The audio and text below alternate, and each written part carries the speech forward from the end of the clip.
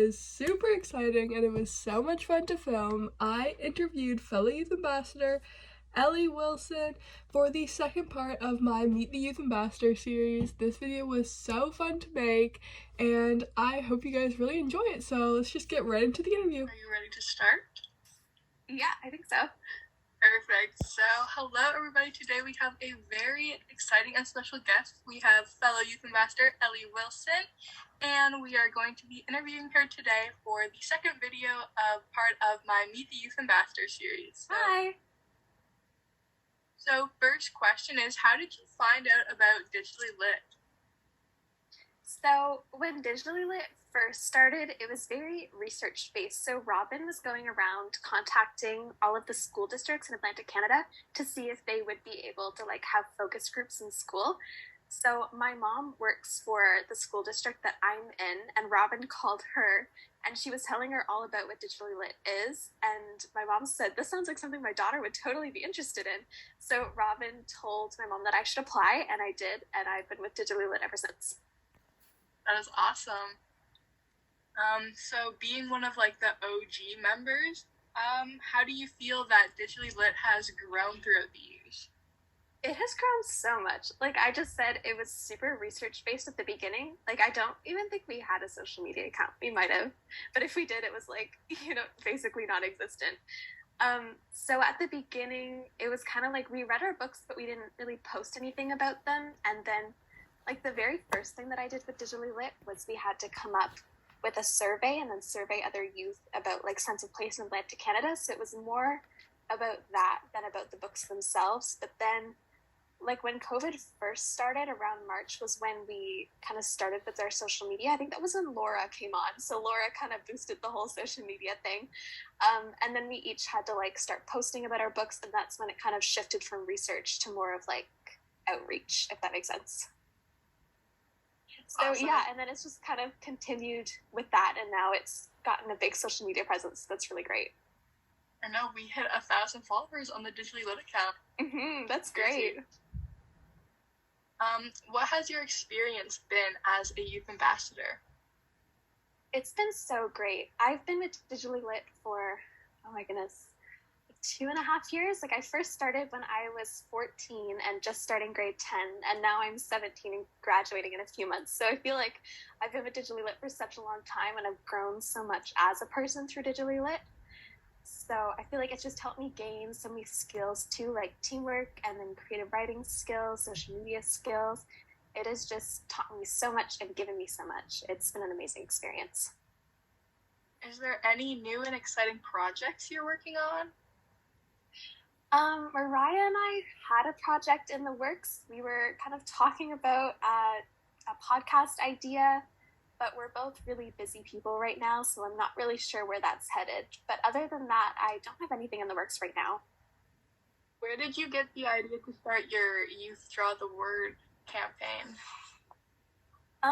I guess back when we first started our engagement projects, which was March of 2020, all of the other youth ambassadors had already kind of picked their things. So I was really trying to rack my brain for what I could do. So I was just trying to think of the things that I love. And I just kept thinking, is there a way that I can incorporate art into this? And that's when I came up with the idea of art inspired by books. And then Robin and Laura really helped me come up with the Youth Draw the Word. And at the very beginning, Youth Draw the Word was kind of created to enter the contest for Draw the Word, which was, I think it was created by Margaret Atwood. So we were submitting a piece with that, and then afterwards it just kind of continued as Youth Draw the Word. Does that make sense? I thought it was really confusing. Yeah. Do you have a specific way you choose your next read? I've been here so long, I feel like I've read everything. It's really hard to pick a book now. So most of the time, I look at what the other youth ambassadors are reading and what they really like. So for example, my last book, you read The Goodbye Girls, and I thought your review was just so good. It's okay, this is the one I'm going to read next.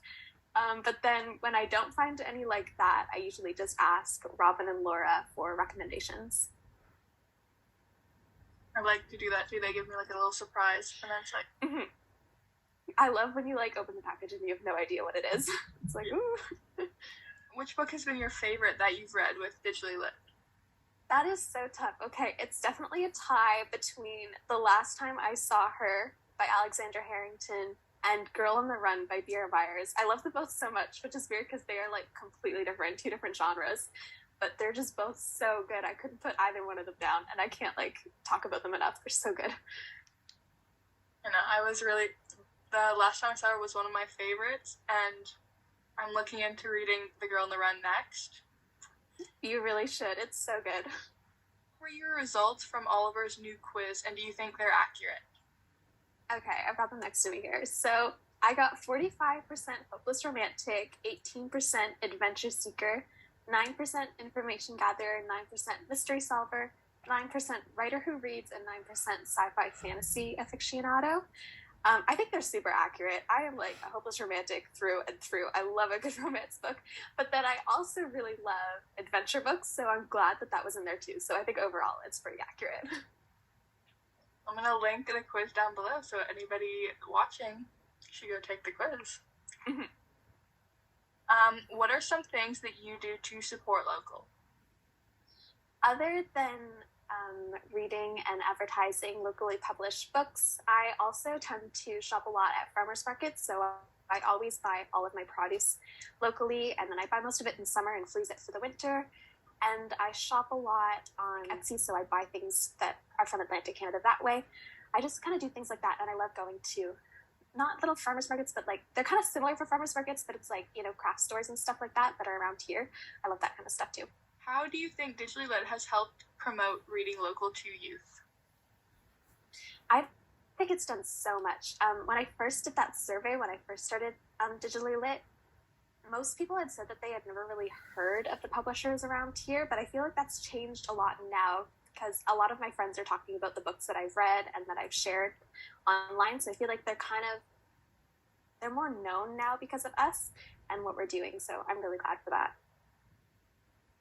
Which platform is your favorite to promote Digitally Lit on? Definitely Instagram. I love making Instagram reels. They're so fun.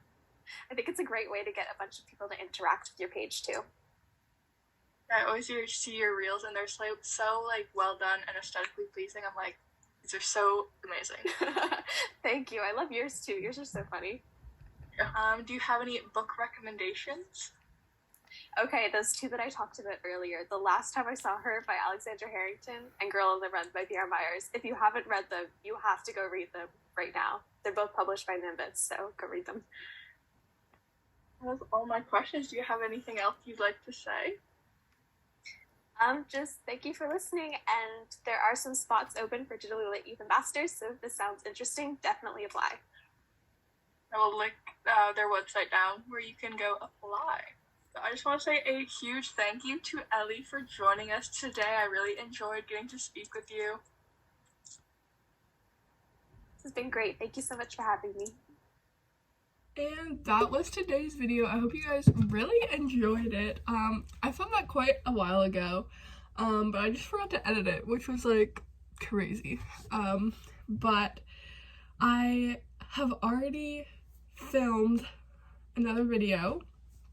It should come out sometime next week. And I have another video that I still need to film, but it'll probably come out before the video that I already filmed. Because it's gonna be like a February wrap-up and just like a sit-down video. Also, I cut my hair, if you couldn't notice. I need to change. Anyways, so stay tuned for that. It's March break next week, so I'm going to be trying to film more and do more videos here. So stay tuned for that. But anyways, everything is going to be linked down below. Digitally Lit's website, my Instagram, all my handles, all Ellie's handles, and the website in case you want to check out maybe applying to be a Digitally Lit Youth Ambassador. Yeah, so make sure to like, subscribe, and comment down below video suggestions so that I post what you guys enjoy. Bye!